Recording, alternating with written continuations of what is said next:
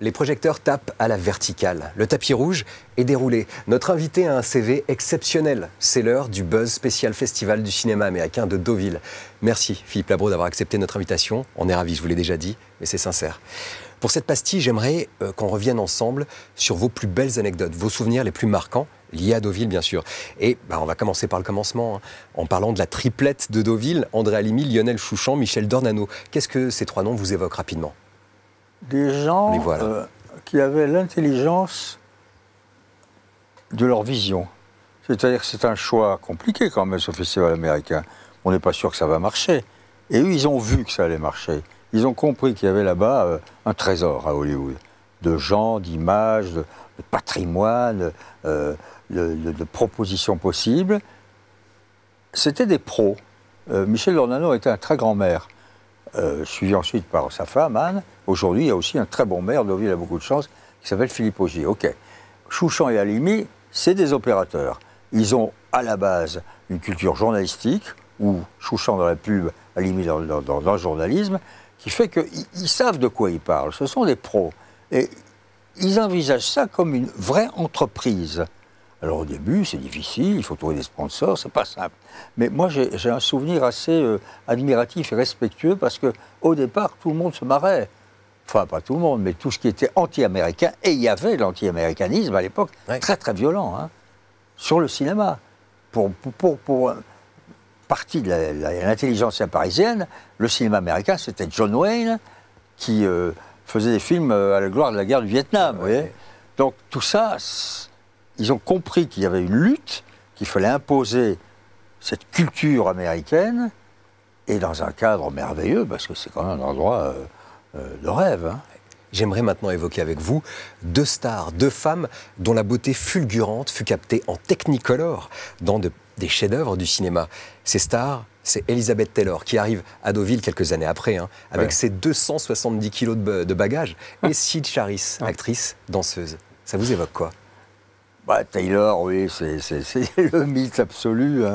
Elle arrive avec non seulement les 200 kilos de bagages, mais avec 200 kilos d'expérience, de divorce, de mariage, d'intrigue, de salade avec Richard Burton, de tragédie, et puis la beauté, les yeux les plus extraordinaires du monde.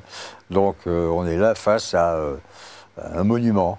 Et elle n'est pas tellement accessible, parce que quand même... C'est vraiment la vraie star d'autrefois, mais elle a fait très bonne figure.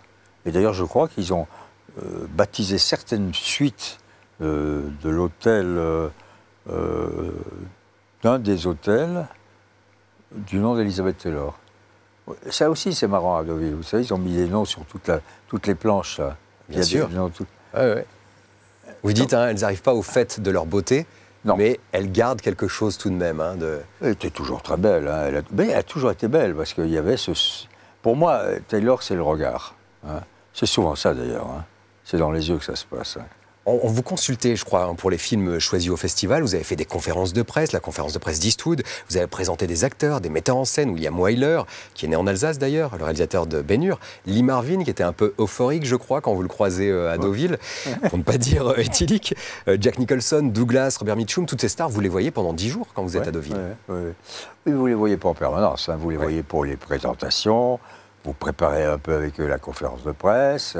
Ensuite, quand ça s'est bien passé, ils ont envie de rebavarder, ils sont très très sympathiques. Moi, Eastwood, j'ai établi un petit rapport même amical avec lui. D'autant plus qu'on a un ami commun, un journaliste américain. Donc, c'est enrichissant, parce que c'est toujours pareil. Vous colletez à des personnalités fortes qui ont très bien gagné leur vie, qui ont très bien réussi, qui sont venus de nulle part.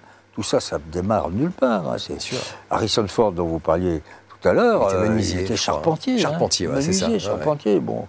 Eastwood, il a fait des petits rôles, et puis il se débrouille, et il se trouve face à Sergio Leone qui va le mythifier. Et quant à Lee Marvin, je ne sais même pas d'où il venait, Lee Marvin. Mais, en tout cas, il venait de la rue, ça c'est oui, certainement, mais il avait une tronche, et puis il avait une voix, l'accent, l'épaisseur. C'est très important. Il faut à l'écran que les hommes aient une densité physique. Si vous réfléchissez, les petits maigres, ça ne marche jamais à l'écran. Je vais réfléchir. Non, J'en trouverai bien avant la fin. Oui, il y a Dustin Hoffman. Vous allez me donner Hoffman Voilà. et Pacino, d'accord. Voilà, c'est ça. Oui, bien C'est sûr. Mais de toute façon... Justement, il faut être encore plus exceptionnel pour réussir. Non, mais je viens de dire une bêtise, parce que la vérité, au cinéma, c'est qu'il n'y a pas de règle générale. Hein. Tout est tout le temps différent. La grande théorie sur le cinéma, c'est qu'il n'y a pas de théorie. Voilà, alors ça c'est une leçon qu'on va retenir. Vous avez, je crois, un souvenir marquant de Spielberg qui vient présenter il faut sauver le soldat Ryan. Le public est debout après cette projection. Ce qui est dingue, c'est que le film est montré à 3 km à peine des plages du débarquement. Je sais, oui. Il ne faut jamais oublier que tout le paysage normand, toute cette région-là, est imprégné du sang des Américains, bien sûr, et des Canadiens, et des Britanniques. Il ne faut jamais l'oublier. Et accessoirement de certains Français, ok. Et donc, ça existe, ça, c'est dans l'air. Spielberg, il a fait un film extraordinaire, surtout les extraordinaires 10 premières minutes. C'est-à-dire le débarquement même. Ouais, c'est prodigieux. Ouais. C'est absolument prodigieux. Et je pense que c'est très très proche de ce qu'aura été, ce qu'a dû être la réalité. C'est-à-dire ce que je disais, j'avais écrit un grand papier là-dessus, j'appelais ça 7 secondes et demie. Ils avaient 7 secondes et demie entre le moment où ils sortaient de la péniche de débarquement et où ils arrivaient à peu près se coucher sur le sable pour survivre. Hein. Ils vomissent, ils prennent... la mer était rouge de sang. Spielberg a bien compris tout ça. Mais il travaille, Spielberg, avec Tom Hanks, qui aussi a été toujours fasciné par la Deuxième Guerre mondiale. Ils ont fait d'ailleurs depuis beaucoup plus de sequels, des séries et tout ça. Là-dessus, toujours sur Band of Brothers, une bande de frères. Ouais.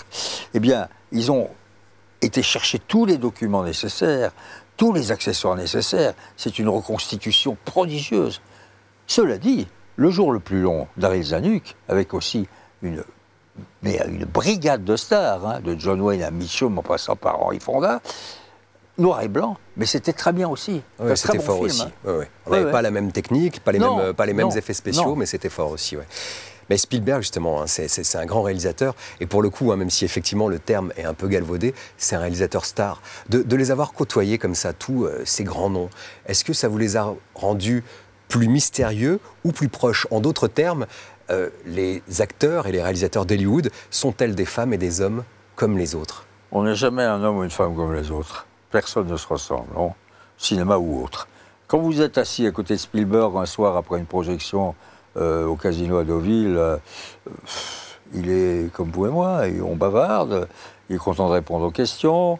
Moi, je connaissais très bien François Truffaut, il avait fait tourner Truffaut dans Rencontre du troisième type. Hein. Bien sûr.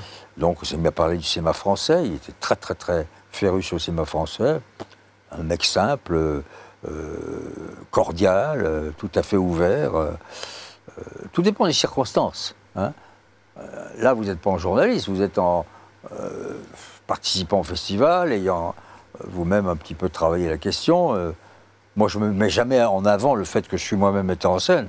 Je ne l'ai même jamais dit, il ne le sait pas, c'est pas grave. Mais il voit bien, il comprend bien dans le langage, dans le comportement, que je sais à peu près de quoi on parle. Bien sûr. Et donc, ils sont contents d'avoir face à eux des gens qui peuvent un peu sortir de la routine de ce qu'on appelle le small talk.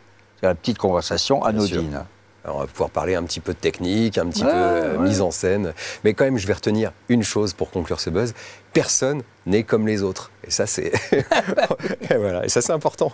En tout cas, vous n'êtes pas comme les autres, Philippe Labro. Vous nous l'avez prouvé encore une fois aujourd'hui. Merci infiniment d'avoir été avec nous sur Paramount Channel. Merci. Et merci à vous de nous avoir suivis. À très bientôt. Et d'ici là, faites-vous une toile.